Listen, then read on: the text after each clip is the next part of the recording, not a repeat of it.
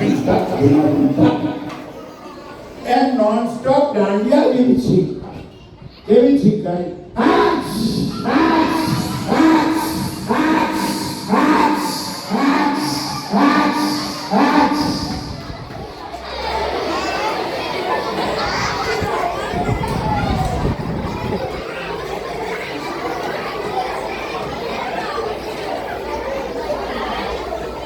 हमारे कौन अभी ठीक है करने को कौन खाई है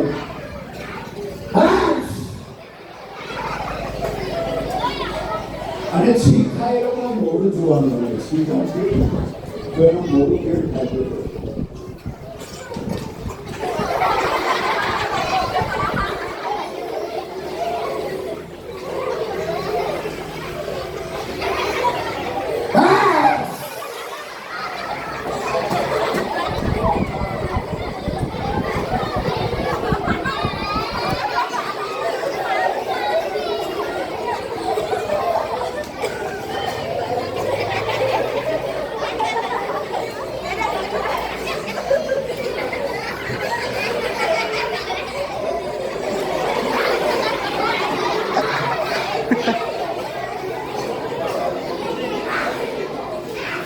हमारे छोकराओं ठीक है ना इंग्लिश में ठीक है इंग्लिश में ठीक है ये लोग को केवी ठीक है खबर है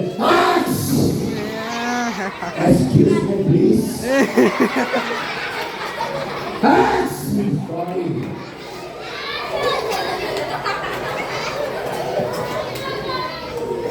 अमुक लोग तो क्लासिकल ठीक है शास्त्रीय संगीत में ठीक है केवी पे ठीक है जो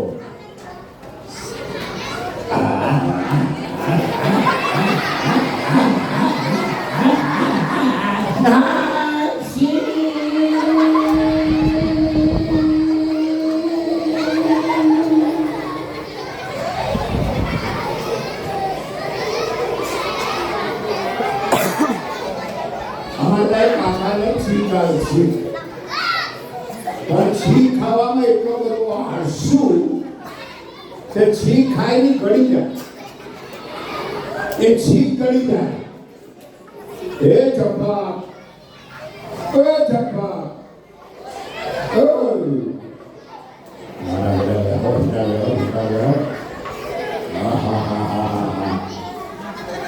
हमारा બે છોકરા આવી રીતે લડતા હતા બે જણા લડતા હતા ને તે એવી રીતે પેલો કે મારો જન્મ સોમવારે થયેલું એટલે મારી માએ મારું નામ સોમલો પાડે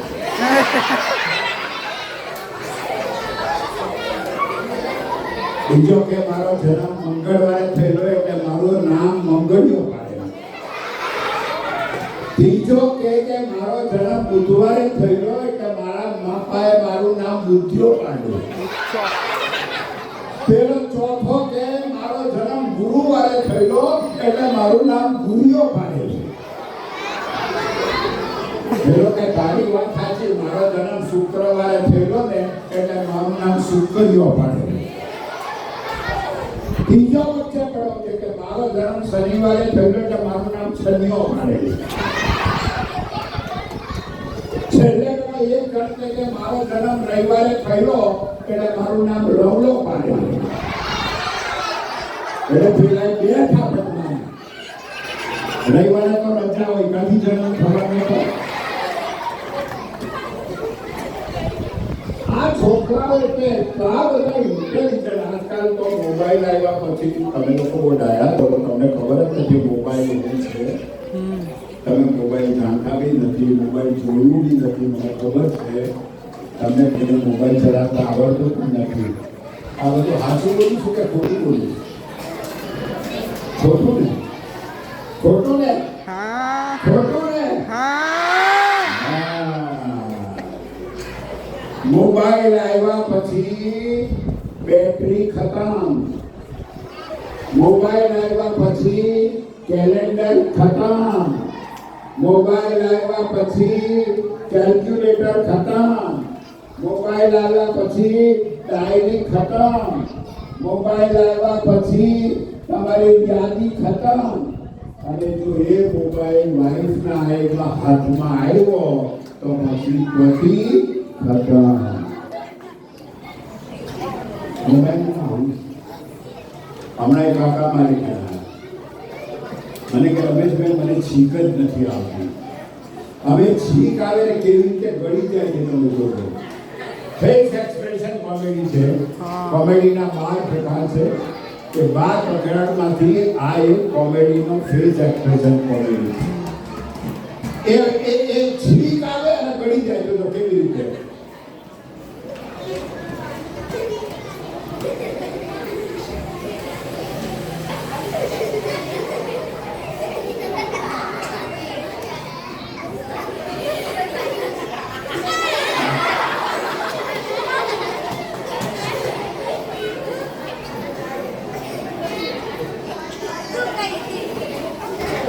મેં કીધું કાકા છીક આવે તો ગળી જાવ ને. મને કે ના ગળાય. કેમ? મને કે તારા કાકી મરી ગયા ને કહેતા ગયેલા કે તમને છીક આવે તો માનજો કે હું તમને ઉપર બોલાવું છું.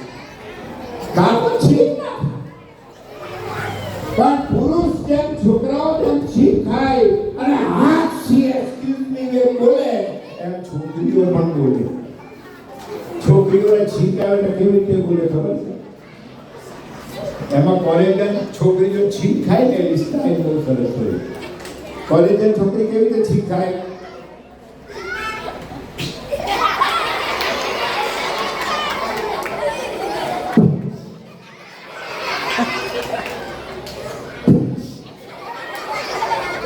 અને ફોરેનર વાળા છીક ખાય ને જે બહારનો માણસ હોય એ લોકો છીક ખાય. એ છીક ખાવામાં પણ એની એટીટ્યુડ હોય. એ કેવી રીતે છીક ખાય?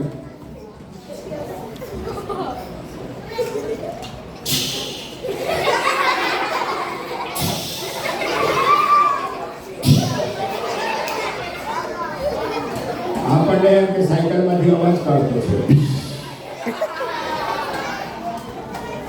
પણ છોકરીઓ જે છીક ખાય ને એ લોકો કેવી રીતે છીક ખાય? જય સંતોષી માં, જય જલારામ બાપા. હમણાં વિલાસ બાપા બહુ સરસ હાલરડું ગાઈ ગયા. ખબર છે કયું હાલરડું ગાઈ ગયા? કોને યાદ છે? બોલો કયું હાલરડું ગાયું?